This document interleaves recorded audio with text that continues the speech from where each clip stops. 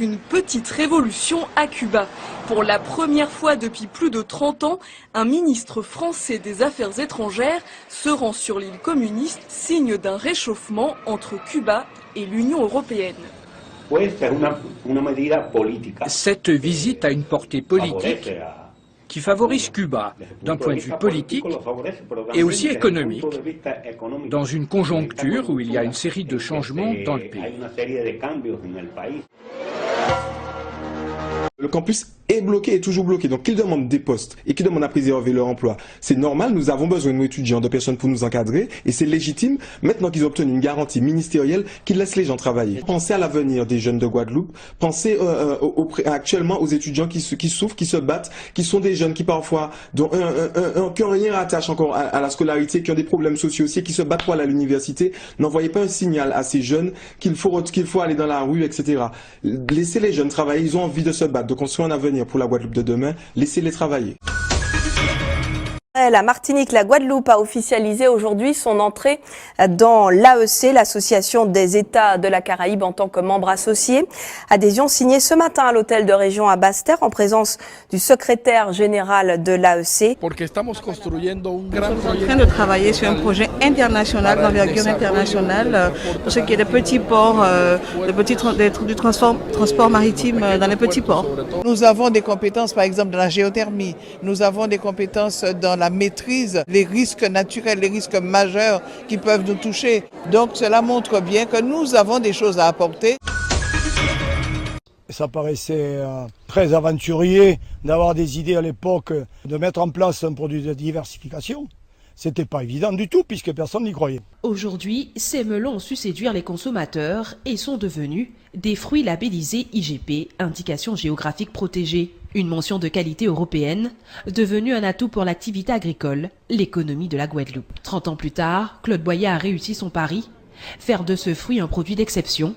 Chaque année, plus de 2000 tonnes de melons sont écoulées sur le marché européen.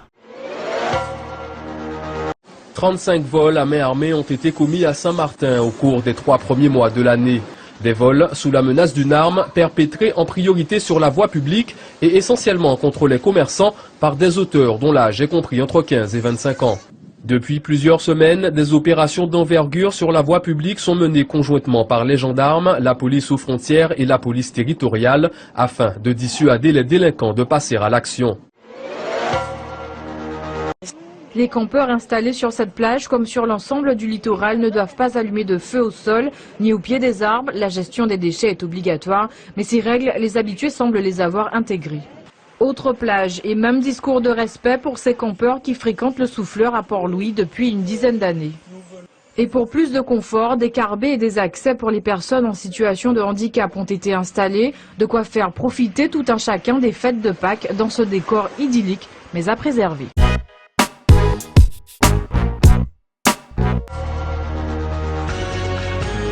Ces dernières semaines, militaires et gendarmes engagés dans la lutte contre l'orpaillage illégal n'ont pas chômé. Plusieurs opérations ont été menées sur les sites d'Eau Claire, Pakira et Dachine, dans le bassin de Linini, au sud de Maripasoula. À travers ces interventions répétées sur la rivière, l'État répond ainsi aux critiques après la fermeture du poste de contrôle de Sossonel il y a 1 an. Conséquence de ce départ des militaires, le balai des pirogues de Garimpiros est devenu interminable. Salon du tourisme édition 2014. Il y a affluence ce samedi matin. Guyane Amazonie, c'est le nouveau logo de l'organisateur, le comité du tourisme de la Guyane. Les communes sont très présentes, elles aussi font de la promotion. Comme Mana qui participe à cette manifestation depuis le début, il y a 16 ans. L'écrivaine haïtienne Yannick Lahens, dans le roman Guillaume et Nathalie, a été élu le livre de l'année dans le 14e prix Carbet-Lycéen et en visite dans le département. Ah mais ça fait toujours du bien de recevoir un prix, de voir que son travail a eu une certaine reconnaissance. Parce qu'en Haïti, ma génération a été forgée autour de l'identité, de l'histoire, alors que cette nouvelle génération est de plein pied dans la globalisation. Ce qui fait déjà 2 approches différentes du monde.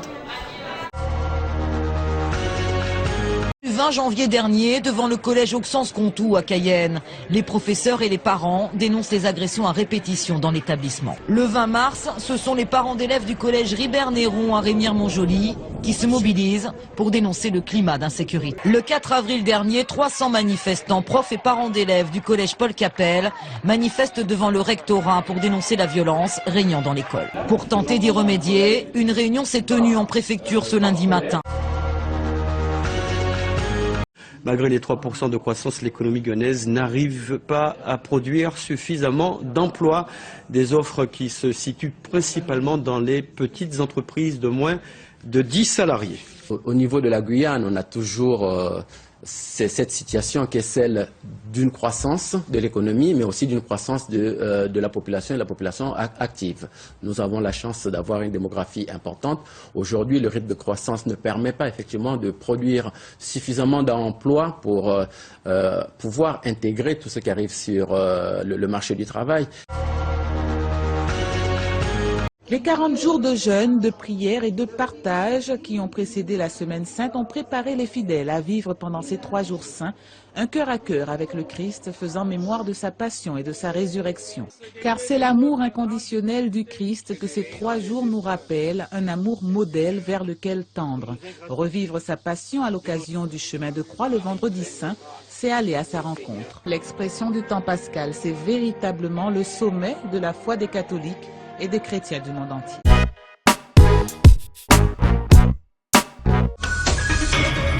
Dans ce jardin de l'habitation Séguino au Lorrain, un groupe d'amis échange sur les joyaux de leur culture indienne. La Martinique a gardé enracinées les traces de cette culture, favorisant l'intégration de tous. Ils ont toujours gardé leur tradition, leur culture, leur mémoire aussi, leur résilience. Ils ont aussi contribué à la culture martiniquaise, la langue, la culture, les traditions aussi. Romba nandri, mira nandri, ஒரு நல்ல நாள் உங்களுக்கெல்லாம். La bénédiction des rameaux, un moment important pour ces paroissiens du Diamant avant l'office religieux. Des rameaux qui seront précieusement gardés dans les foyers. En brandissant les rameaux, les catholiques célèbrent la fin du carême, mais surtout l'entrée de Jésus-Christ dans Jérusalem et le début de la Semaine Sainte. Une semaine de transition qui doit mener les fidèles à Pâques, l'événement sur lequel est bâtie la foi de tout croyant. Voici la passion de Lucien. Depuis plus de 40 ans, ce peintre en bâtiment enfile sa tenue de pêcheur à l'approche de Pâques. 1500 crabes capturés sur les bords de la rivière Pilote. Je lui donne de paille canne et ensuite je vais chercher des bagasses. Et bien il aime ça et puis ça donne un autre goût. Max vient chercher ses crabes de terre tous les ans chez Lucien pour cuisiner des spécialités antillaises dans son restaurant de Ménilmontant à Paris. Parce que je vois que les gens achètent des crabes de Madagascar congelés, mais les crabes de terre d'ici, c'est vraiment meilleur. Par rapport à ce que je bu en Chine, il y a de grandes différences. Une visite de terrain grâce à laquelle ces importateurs d'alcool peuvent approfondir leurs connaissances en matière de rhum pour mieux les revendre sur le continent asiatique. En général, nous consommons le rhum dans des cocktails comme les mojitos, les Cuba Libre. Certains font des mélanges. Considéré comme un produit de luxe dans les pays asiatiques, l'enjeu est important pour le fabricant de positionner son rhum AOC sur ces marchés. Ce qui nous intéresse, c'est vraiment de leur montrer ce savoir-faire, on va dire, sur le haut de gamme. Après 4 ans d'absence, les gommiers colorent de nouveau la mer caribéenne. C'est un spectacle où les hommes, le bois et l'eau dansent au gré du vent. Mais ce sport est avant tout une tradition, un billet retour à l'histoire de l'île à l'époque des Amérindiens. Avec le bois fouillé, c'est le moyen utilisé par les Amérindiens pour peupler la Caraïbe. Donc on a un lien très très fort historiquement et culturellement avec le gommier. Si ce sport traditionnel constitue une pratique qui est ancrée dans l'identité martiniquaise,